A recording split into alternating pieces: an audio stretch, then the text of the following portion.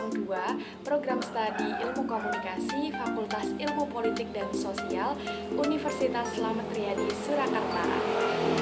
Nah, di video kali ini saya akan membahas tentang persepsi komunikasi interpersonal untuk memenuhi tugas mata kuliah komunikasi interpersonal. Pertama, yaitu tentang pengertian persepsi komunikasi interpersonal. Apa sih itu persepsi komunikasi interpersonal? Persepsi komunikasi interpersonal adalah persepsi terhadap manusia dalam sistem komunikasi interpersonal. Persepsi sendiri adalah proses pemahaman atau pemberian makna atas suatu informasi terhadap stimulus atau peristiwa yang memicu terjadinya reaksi atau respon.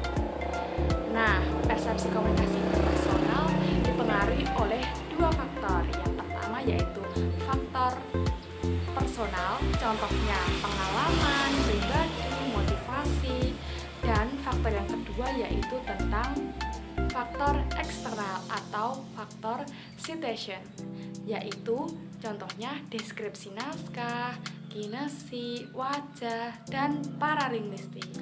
Nah, yang kedua yaitu proses persepsi komunikasi interpersonal.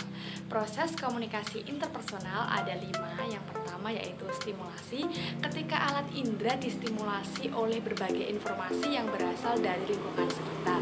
Yang kedua, organisasi, mengorganisasikan semua informasi yang diperoleh.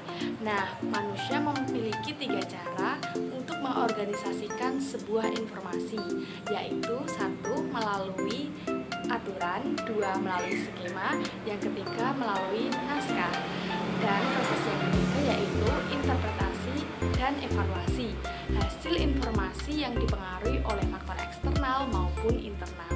Dan yang keempat yaitu tentang memori. Semua informasi yang telah didapat disimpan dalam memori dan pada waktu tertentu dapat dipanggil kembali. Yang kelima yaitu tentang pengingat. Sebuah proses aktif untuk mengingat semua informasi dan fakta secara verbatim tanpa adanya petunjuk. Yang ketiga yaitu pengaruh persepsi komunikasi interpersonal menurut Rahmat. Nah, ada 2. Yang pertama yaitu tentang kegagalan komunikasi yang dapat menyebabkan kesalahpahaman. Yang kedua, berpengaruh terhadap komunikan dalam memahami isi pesan. Yang keempat yaitu tentang manfaat mempelajari persepsi komunikasi interpersonal. Nah, yang pertama yaitu kita dapat mengetahui dan memahami makna persepsi itu sendiri. Yang kedua, kita dapat mengetahui dan memahami makna tentang persepsi komunikasi interpersonal. Yang ketiga, kita dapat mengetahui dan memahami tentang bagaimana proses persepsi komunikasi interpersonal.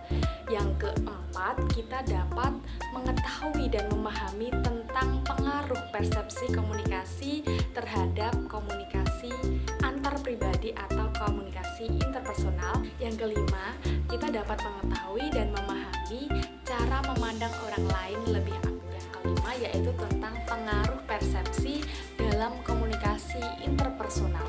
Pengaruhnya ada 8. Yang pertama tentang menimbulkan perdebatan. Yang kedua, terjadinya kegagalan dalam proses penyampaian pesan.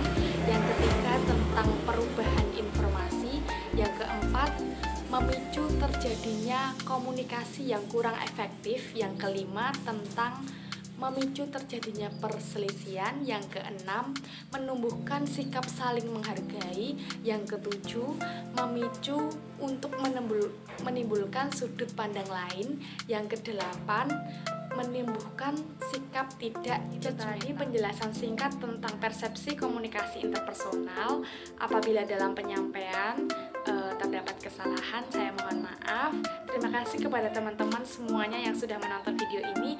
Jangan lupa like dan komennya. Wassalamualaikum warahmatullahi wabarakatuh. Dadah, sampai jumpa.